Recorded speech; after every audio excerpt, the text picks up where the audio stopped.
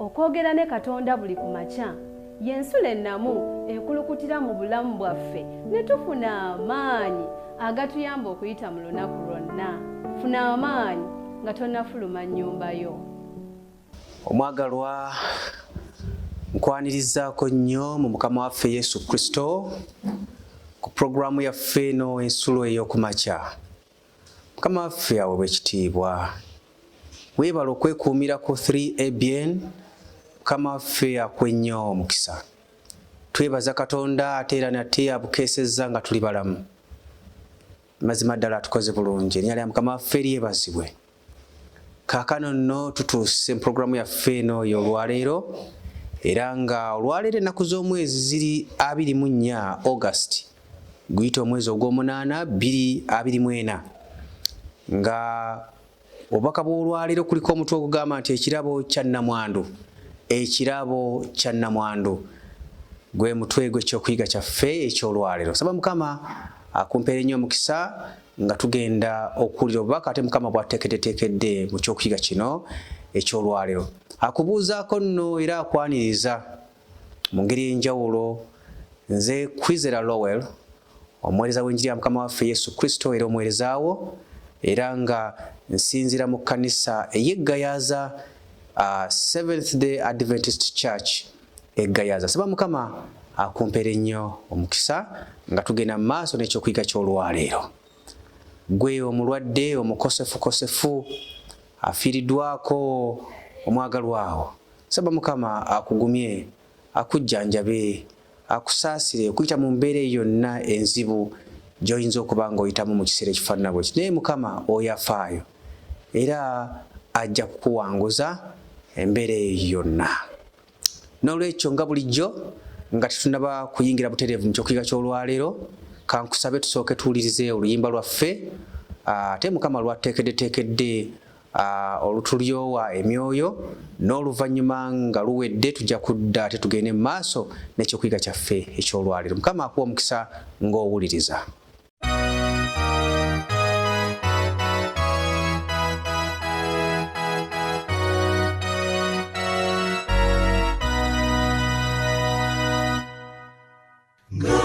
Tumaze omulimu gwaffe, ebibala biritwalwa, mu ssanyu okubituusa mu kibuga ekiggya. Ssanyu nnyo eringi bulijjo, zawadi olulakuluja mangu tukunganire wali. Je tuliyimbira n'essanyu nga tumwebaza nnyo nnyini, nga tumusuuta Mukama mu kibuga ekiggya. Ssanyu nnyo eringi bulijjo, ssanyu jaguliza wali, olulakuluja mangu tukunganire wali.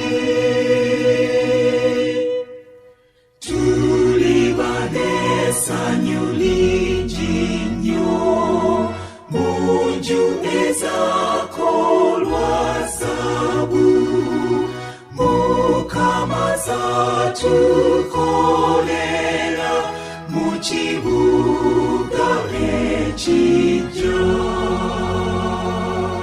Ssanyu nnyo eringi bulijjo, zawadi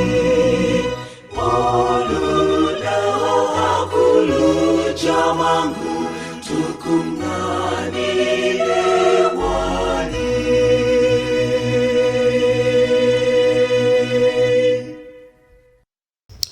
Mukama waffe aweebwe ekitiibwa agulumizibwe nnyo olw'oluyimba olwo lwe tuva okuwuliza. Nkakasa nga mazima terukulese kyekimu era nina okukkiriza nti mazima ddala lukukoze bulungi. Mukama waffe aweebwe ekitiibwa. Kale nno katuweeyo okusaba ate nga tutandika ekyokuyiga kyaffe ekyolwaliro. Katusabe. Taata waffe ow'ekitiibwa omukulu w'omu ggulu, ogulumizibwe oweebwe ekitiibwa emirembe gyonna kubanga osaanidde. Nga tweyanzezza nnyo tweyanzeege olw'omukisa gw'otuwadde Mukama okujja maaso go okuwulira ekigambo kyo. Era tweyanzeza Mukama kubanga obukeesezza nga tuli balamu. So nga bangi mazima ddala abawummudde mu nfufu y'ensi eno. Taata waffe tweyanzeege olw'omukisa gw'otuwadde okubeera abalamu. Era tusaba Mukama otuyambe otusobozese omukisa guno okugukozesa obulungi. Guleme kutuyita muyaganya gy'engalo. Tusobole okuteekateeka obulamu bwaffe nga tubuwaayo gy'oli olwo nno oteekateeka olw'obulamu obutaggwaawo. Taata waffe beera wamu naffe nga tuyiga ekyokuyiga ky'olwaleero. Ogootaanye amaanyi gonna ag'omulabe Sitaani. Leka Omwoyo Omutukuvu atukulembere nga tuyiga mu byonna gw'oba ogulumiza bate naffe tuweebwe omukisa. Ku bwa Yesu Kristo omulokozi waffe. Amiina, amiina, amiina. Omwagalwa, ekyokuyiga kyaffe nga bwe nakyanjudde edda kiriko omutwe ogamba nti ekirabo kya nnamwandu. Ekirabo kya nnamwandu. N'ayita abayigirizwa be n'abagamba nti mazima mbagamba nti nnamwandu ono omwavu asudde mu bingi okusinga bonna abasuula mu ggwanika. Kubanga bonna basuddemu ku bifikkiridde, naye oyo mu kwetaaga kwe asuddemu byonna by'ali nabyo, bwe bulamu bwe bwonna. Amiina. Ebigambo ebyo tubisanga mu kitabo kya Makko essula 12 olunya olwa 3 ate n'olwa 4. Mu mwaka gwa 2021 eggwanga lya Mozambique lyali mu bukulembeze bwa Euro Africa Division. Nali mu kitundu ekiyitibwa Makuba mu bukiikakkono bw'eggwanga okugulawo era n'okuwonga ekkanisa ennungi ennyo eyazimbibwa Enrique Lama omuminsani omusipana. Oluvannyuma lw'okusinza omulabirizi yayita abooluganda okuwaayo ebirabo byabwe. Neewuunya okulaba abantu abali eyo mu bikumi nga bajja basimba ennyiriri mu maaso g'emmeeza nga bwe bateekamu ebirabo byabwe. Nafuna ekifo mu maaso g'emmeeza kubanga nayagala okulaba bye bawaayo era n'engeri gye bawaayo. Olunaku olwo sirirwerabira, baawaayo ebirabo mu bwetoowaze eri Mukama kubanga baali baavu. Abamu baawaayo omuceere, abalala bupapula bwa ssente obwefunyizafunyiza obuwera mu ssente za Amerika nga noti katonyeze noti 8. Mu za Uganda ze shiringisi nga 3. Abalala baleeta amagi g'enkoko, ebinazi, amenvu, muwogo n'ebirala. Buli omu ekirabo kye yakiteekesangamu mukono gwa ddyo, n'omulala nga omukono omulala nga guwaniridde mu kasirise mu kusinza ng'akabonero ak'okugaba n'omutima gwe gwonna okusiima n'okwebaza. Saayinza kukyekuuma anti amaziga gankulukuta. Olwo ne nzijjukira amapeesa 2 ag'ekirabo kya nnamwandu Yesu olumu gwe yalaba mu kuwaayo. Omwagalwa, owulidde ekigambo ekyo? Kodulanti y'essente eyali esembayo obutono mu binusu by'Abayonaani nga yenkanankana n'eddinaali 128 ezaali zikola omusala gwa lunaku lulamba. Omunamwandu oli ze yawaayo kodulanti ezo ye ssente eyali esembayo obutono mu binusu by'Abayonaani. nga yenkanankana ne dinaali 128 ezaali zikola omusaala gwa lunaku lulamba. Omuwendo ogwo tegwalina makulu mu kiseera ekyo, so era tegulina na makulu wadde ne leero. Naye Yesu yali tatunuulira mikono gyali giwaayo oba bawaayo kyenkanawa. Yesu essira yali talitadde ku bawaayo kyenkanawa, naye essira alina we yali alisimbye. Kye yali atunuulira kyali kimu era kyali kisensera omutima. Yensonga lwaki yayita abayigirizwa be n'abagamba nti, mazima mbagamba nti namwandu ono omwavu asudde mu bingi okusinga bonna abasuula mu ggwanika. Abasuula mu ggwanika. N'olwekyo Yesu yatendereza namwandu ono, si lwakubanga nti yali awaddeyo kinene nnyo, naye lwakubanga Yesira yateeka ku mutima gwa mukyalo ono, awaddeyo atya okusinzira mu mutima. Awo Yesu essira we yaliteeka. Mazima mbagamba nti, Yesu ng'agamba abayigirizwa, mazima mbagamba nti namwandu ono omwavu asudde mu bingi okusinga bonna abasuula mu ggwanika, kubanga bonna basuddemu ku bifikkiridde kitalo, basuddemu ku nfikkira, naye oyo mu kwetaaga kwe asuddemu byonna byali nabyo, bwe bulamu bwe bwonna. Amiina. Omwagalwa, wulira Yesu bw'atendeza omukyalo ono namwandu. Ye yatoola kyonna ky'alina n'akiwaayo, newankubadde nga kyalabikanga kinyoomebwa mu kiseera ekyo era nga tekiriimu value eri awo y'amaanyi. Yesu n'aleka abaasuulamu ensimbi ennyingi, abaasuulamu ebinene, n'agamba ono abasinza abo bonna, newankubadde balabika nga abasuddemu ebinene, balabika nga abasuddemu ebingi, naye omutima mwe baweeredde si gwegwo gwe njagala, si gwegwo gwe nnoonya, kubanga n'ekirala batodde na kunfikkira. Kiringa nga bw'okwata omutwalo gw'ensimbi n'ogenda mu katale n'ogula ennyaanya n'obutungulu n'ebirala, ne kufikkako balansi ow'ebinusu, n'okwata n'oleeta mu kibbo enkeera mu kusinza. Oyinza okusulamu ebinusu bya 15, oli n'agamba awadde nnyo, naye ng'otodde kunfikkira, otodde kubifikkidde, towaddeeyo mu butuufu bw'okuwaayo. N'olwekyo Yesu tatunuulira kinene kikyowadde, naye atunuulira omutima oguwadde. Omutima mw'oweeredde waasimba essira, era owadde kyenkanawa, owadde ku nfissi ku bifikkiridde, oba owaddeyo nga bw'olina okuwa era nga bw'osuubirwa okuwa. N'olwekyo awo Yesu waasimba essira, oli omuyinza okumutendereza, najja n'asuulamu akakadde k'ensibi mu kibbo nga muli mu kusinza, mugamba ng'awadde nnyo, yasinze, mwe mu ndaba yammwe ey'obuntu ne mugamba nti awadde nnyo. Naye Yesu nga bw'amukubamu tooki, alaba nga awadde akakadde yandibadde asuubirwa kuwa bukadde 5, n'agamba tawadde mu bwesimbu, tawadde mu bwesigwa. N'olwekyo nga tugenda eri Mukama mu kusinza, tulina okugenda nga tugenze kuwaayo, nga tetuwa Katonda bifikkiridde, tetuwa Katonda bya kitundu, kubanga byonna bye tulina yabituwa. Awatali ye empaawo kye tusobola kufuna, awatali mukisa gwe tetusobola kubaako kye tutuukako. N'olwekyo lwaki tumuwa enfikkira?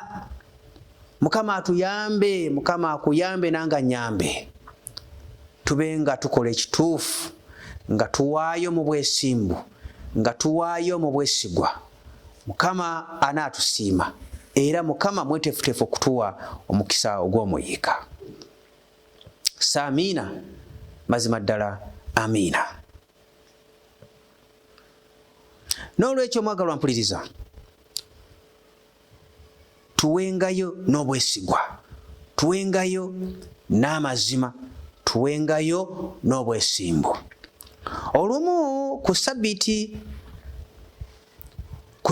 mu 2022 twaggulawo ekitebe ky'ekkanisa mu Munguluni, Mozambique.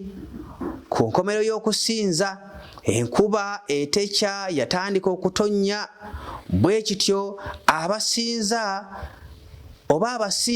abaaliwo ne batandika okuddukira wansi w'emiti eminene olw'enkuba yali efudemba, ate nga tebasobola kujja bonna mu kkanisa. Naddukira wamu n'abakazi abamu okuva mu kkanisa, omu ku abo ng'alina kyazingiridde mu katambaala ak'omu ngalo. Namubuuza kye yali atwala era n'akindaga. Mwalimu amenvu 2. Ngamba nti mu katambaala ke yali akutte, ke yali azingiridde, ke yali akutte mu ngalo ng'akazingiridde, mwalimu amenvu 2. Era n'aŋŋamba ge ŋŋenda okulya, nkuweeko bambi. Ayina amenvu 2 agazinze mu katambaala, era ago nga gagenda okulya ng'atuuseeka. Naye n'agamba nti nkuweeko naawe olyeko baaba. Okufaanana ne nnamwandu ali mu njiri, mu bwavu bwe yayagala angabanyizeeko ku bulamu bwe. Ngamba nti omukyalo ono ow'amenvu 2 okufaananako n'omukyalo oli gwe tuva kulaba, nnamwandu eyasuulamu amapeesa oba peesa mu kibbo, Yesu n'amutendereza nnyo. N'omukyalo ono yayagala angabanyizeeko ku bulamu bwe, kyeŋŋamba nti angabanyize kwako akatono k'alina. Amiina. Nga kyewuunyisa. Nsaba otegere leero ekyo ky'olina era okkirize okukigabanako n'abalala. Amiina. Omwagalwa andaba era agobera pulogulaamu eno ensulo ey'okumakya ku TV yaffe n'eŋŋanzi 3ABN. Nsaba Mukama akuyambe nanga nnyambe tutegeere ekyo kye tulina Mukama kyatuwadde, era tumanye nti ekyo tusobola okukigabanako n'abalala. Nga bwe nze ŋŋamba, Katonda takusaba ky'otolina, era ky'olina kimanyi, era ekyo kyakusuubira okukwatako akatono n'ogabira abali mu bwetaavu, n'ogabira abaavu, n'ogabira bannamwandu, ate n'owaayo olw'obuweereza bwa Mukama. Saba Mukama atuyambe tutegeere kye tulina, ate tumanye nti era yakituwadde. Bassebo ne bannyabo, buli kyonna kye tulina mazima ddala abadde Mukama. Tewaliiwo kye tusobola kutuukako, tewaliiwo buwanguzi bwonna bwe tusobola kufuna nga tabadde Mukama.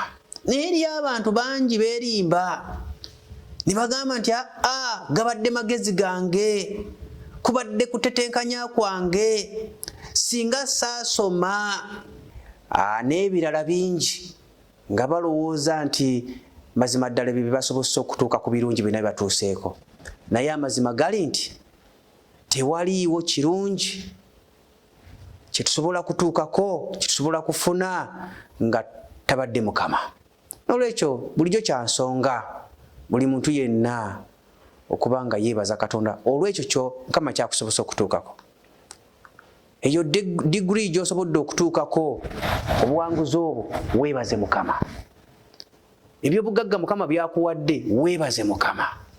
Naye ate era toola ku byobugagga ebyo oweeyo ku lw'omulimu gwe. Toola ku byobugagga ebyo Mukama byakuwadde oweeyo eri abaavu, abatalina, abayagga n'embeera ezifaanana bw'ezo. N'olwekyo nsaba Mukama atuyigirize ekigambo ekyo ekikulu nti buli kyonna kye tutuukako, obuwanguzi bwonna bwe tutuukako, mazima abeera Mukama y'aba atusobozesezza. buli mukisa gwonna gwe tufuna mu bulamu buno, buli kirungi kyonna kye tutuukako mu bulamu abeera Katonda nga yatusaasidde. N'olwekyo Mukama waffe aweebwe ekitiibwa oyo omugabirizi waffe omukulu era afaayo nnyo eri obulamu bwaffe. Emikisa Katonda agigaba kuyita mu bannaffe, tegiva mu bbanga ne giggwa bugwi, nedda. Okimanyi nti abantu bangi basobodde okufuna emirimu okuyita mu bantu abalala. Oyina muga nti onoonya mulimu nje mu kitongole gindi baagala omukozi. N'abanga omukisa agufunye, Katonda agumuwadde naye ng'aguyisizza mu muntu omulala. N'olwekyo Katonda emikisa agigaba, agituwa naye okuyita mu bannaffe. N'olwekyo beera omukisa. Nsaba Mukama nange annyambe mbeera omukisa eri omuntu omulala. Mukama ng'ayisa mu nze omukisa gutuuke eri omuntu omulala yenna.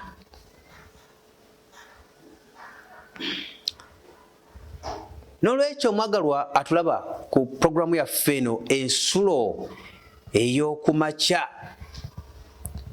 manya nti okugaba nga bwe tuzze tuyiga kwa mukisa okusinga okuweebwa oba okusinga okutoola. Muliraanwa wo oyo ayinza okuba nga yesuze enjala naye nga kyonna ky'onootoola ogenda kubanga mazima ddala omuzizza engulu. Era ogwo mukisa. Katonda mweteefuteefu okukugabirira olw'ekyo ky'onooba okoze. Lwaki tofuuka omukisa eri baliraanwa abo? Lwaki tofuuka omukisa eri abo abakwetoolodde? Eri abantu beetaddeko enkomera, beekomedde nga bali mu njogera oba mu njogera eriwo ennaku zino egamba nti ze saagala kumanya, nga ye bw'ayingira mu kikomera full stop, omulaba nkeera ate ng'afuluma bufulumi, ng'ayita mu buyisi, tamanyi baliraanwa bwe bali batya, tafaayo oba waliwo eyeetaaga obuyambi bwonna oba eyeetaaga obudduukirize bwonna. N'olwekyo bw'obanga Mukama akuwadde omukisa ng'olabye programu eno, teweekomerako lukomera lunene. Manya baliraanwa bwe bali batya, kubanga Katonda akutadde mu kifo ekyo, akutadde mu kitundu ekyo, obeera omukisa eri abo abakwetoolodde. N'olwekyo nsaba Mukama akuyambe nange annyambe tusobole okumanya ensonga eyo enkulu nti nga nnamwandu bwe yeeresa kyonna kye yali alina n'awaayo ku lwa Mukama era n'asiimibwa mu maaso ga Katonda, Yesu bwe yamunokolayo mu bangi abali bawaddeyo n'amusiima, si lwakuba nti yali awadde kinene nnyo naye olw'okubanga omutima mwe yaweera Katonda gwe yasiima. N'olwekyo Katonda atunuulira mitima era mweteefuteefu okutuwa omukisa bwe tunaakolera mu mutima ogufaanana bwe gutyo, okuwaayo olw'obuweereza bwe, okuzza 1/10 n'ebirabo, ate era n'okuwaayo eri abo abali mu bwetaavu. Gamba bannamwandu, abakadde, abaana bamulekwa, na bonna balina obwetaavu obw'enjawulo. N'olwekyo Mukama saba atuwe ekisa tumanye ensonga eyo enkulu ky'okuwaayo omukisa, kubanga Mukama tulabye nti bwe tutawaayo ku ebyo by'atuwadde, ffe ffennyini tuba tweteredde roadblock etuziyiza okufuna emikisa, naye buli tugaba azaawo emirundi 10 n'okusingawo, akubisaamu bukubisa. N'olwekyo Mukama waffe yeebazibwe olwa okutuyigiza ekigambo ekyo eky'okuwaayo obuterekerayo, eky'okuwaayo awatali kuwalirizibwa, eky'okuwaayo nga tutusindikiriziddwa. Saba Mukama atuyigiza ensonga eyo, kubanga nga bwe tuzze tuyiga nti okuwaayo si buzaaliranwa bwaffe, ffe twagala kuweebwa buweebwa, naye ataagaba yasinga okufuna omukisa.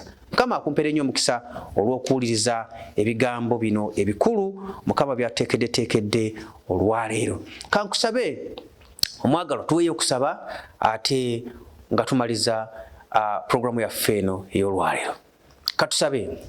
Taata waffe ow'ekitiibwa omukulu w'omuggulu, ogulumizibwe nnyo, oweebwe ekitiibwa emirembe gyonna, kubanga osaanidde.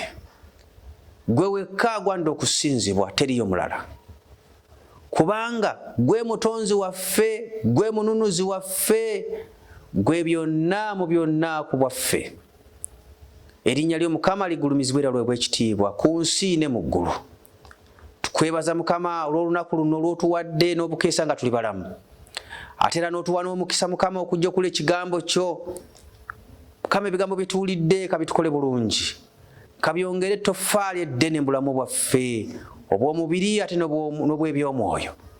Naye n'okusinga ennyo okuteekebwateekebwa obulamu obutaggwaawo. Tweyanza Mukama kubanga obadde wamu naffe mu kuyiga kuno okuyita Mwoyo Mutukuvu. Taata waffe, gootaanya amaanyi g'omubi Setaani na byonna byateekateeka eri obulamu bwaffe, eri amaka gaffe, eri enteekateeka zaffe zonna olwaleero nga tufuluma okugenda okukola emirimu. Taata waffe, otubeere era otusaasire. Tusaba ggwe oba otukulembera mu lunaku luno. Tuyigize empisa ey'okugaba kubanga tukizudde nga mulimu omukisa ogw'omuyiika. Omuddu ono omuzaana w'oyo abadde ku programu eno era ali ku programu eno Mukama, omulwadde nsaba Mukama omujjanjabe. Omuddu ono omuzaana w'oyo ng'asobeddwa, mulwadde, afiiriddwa, alina okusobera okwa buli ngeri, nsaba Mukama omusaasire, ojjanjabe, owonye, ate era osumulule byonna ebiganye mu bulamu bwe. Taata waffe, tuwa omukisa nga tufuluma okugenda okukola emirimu gyaffe, tulungamye mu byonna, ne ku nkomerero yabyo era tusaba Mukama amannya gaffe gawandike mu kitabo eky'abalonde eky'omu ggulu. Bw'olabika ku biro eby'eggulu osanga tweteeseteese otwale waffe. Ogulumizibwe naffe tuweebwe omukisa ku bwa Yesu Kristo omulokozi waffe. Amiina, amiina, amiina.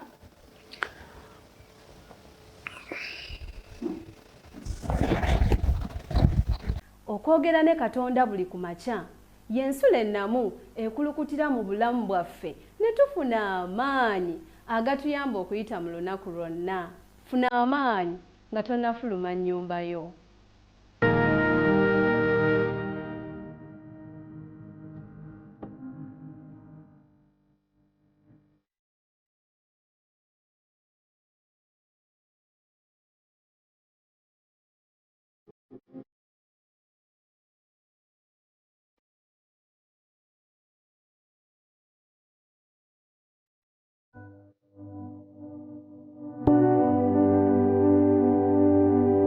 Katonda awaddeyo obugagga bw'eggulu bwonna okutulokola ffe abantu.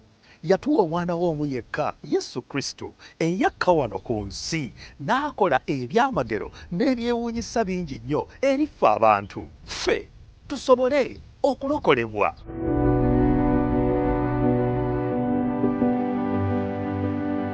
N'olw'ensonga eyo tuzzibwamu amaanyi olw'emikisa gye tufuna okuva eri Katonda.